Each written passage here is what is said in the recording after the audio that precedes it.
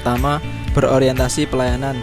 Panduan perilaku dalam aspek berorientasi pelayanan ini adalah selalu tanggung jawab, tanggap, dan siap siaga dalam melayani masyarakat. Sebagai contoh, Bapak Ganjar Pranowo. Bapak Ganjar Pranowo merupakan Gubernur Provinsi Jawa Tengah saat ini. Beliau adalah salah satu pemimpin yang ramah, cerdas, dapat diandalkan, dan yang paling menonjol adalah solutif dalam masalah pelayanan. Beliau menerapkan orientasi pelayanan terhadap masyarakat secara tepat dan tanggap. Hal itu dibuktikan dengan instruksi Pak Ganjar kepada seluruh pegawai di Jawa Tengah untuk melakukan penggunaan teknologi agar ada quick response dengan tujuan masalah yang ada di masyarakat tidak berlarut-larut.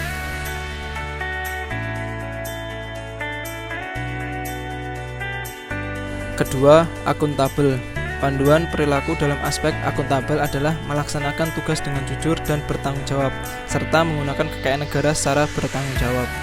Sebagai contoh, Bapak Ridwan Kamil. Ridwan Kamil merupakan Gubernur Jawa Barat saat ini. Beliau adalah salah satu pemimpin yang akuntabel.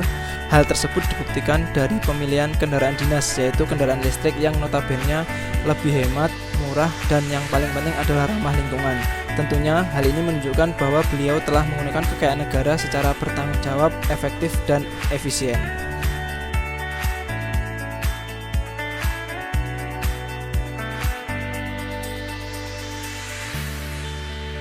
Ketiga, kompeten. Panduan perilaku dalam aspek kompeten ini adalah selalu berusaha meningkatkan kompetensi diri dan membantu dalam meningkatkan kompetensi orang lain. Sebagai contoh, Artijo Alkostar. Artijo Alkostar merupakan seorang pengacara, hakim, dan akademisi hukum Indonesia. Beliau adalah sosok hakim yang sangat berkompeten, tegas, dan berintegritas tinggi. Maka dari itu, beliau sering dijuluki Algojo koruptor yang ditakuti para koruptor. Hal itu dibuktikan dengan beberapa deretan kasus besar yang beliau tangani, seperti kasus Soeharto, Anas Urbaningrum, Antasari Azhar, Angelina Sondag, dan Lutfi Hasan Ishak.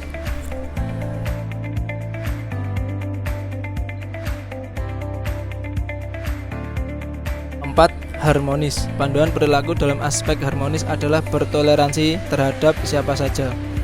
Sebagai contoh, Susi Puji Astuti. Susi Puji Astuti adalah seorang mantan Menteri Kelautan dan Perikanan dari Kabinet Kerja 2014 sampai 2019 yang juga pengusaha pemilik dan presiden direktur PT ASI Puji Astuti Marine Product, eksportir hasil-hasil perikanan, dan PT ASI Puji Astuti Aviation dari Jawa Barat.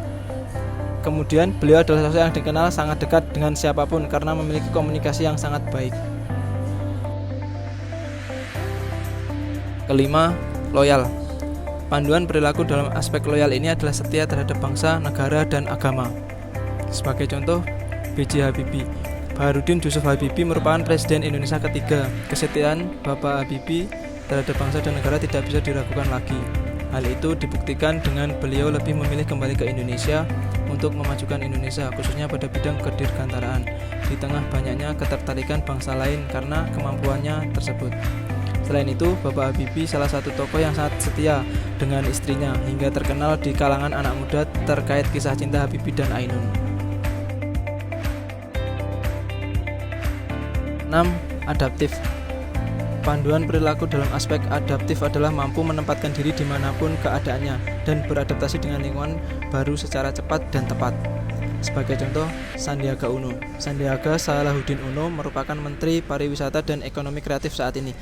Beliau adalah salah satu menteri yang selalu berinovasi dan mengembangkan kreativitas yang dibuktikan dengan saat usaha yang beliau geluti dulu bangkrut, namun saat ini beliau berhasil menduduki daftar orang terkaya di Indonesia dan menduduki peringkat ke-37 dengan total kekayaan 660 juta $. Tentunya hal tersebut tidak terlepas dari sifat beliau yang selalu adaptif.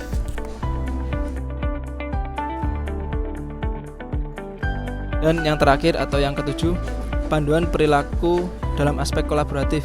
Ini adalah berperan aktif dalam organisasi, lingkungan kerja, masyarakat, berbangsa, dan bernegara. Sebagai contoh, Nadiem Makarim. Nadiem Anwar Makarim merupakan seorang politisi dan pengusaha berkebangsaan Indonesia yang saat ini menjabat sebagai Menteri Pendidikan, Kebudayaan, Riset, dan Teknologi Indonesia pada Kabinet Indonesia Maju. Beliau adalah salah satu pejabat yang kolaboratif.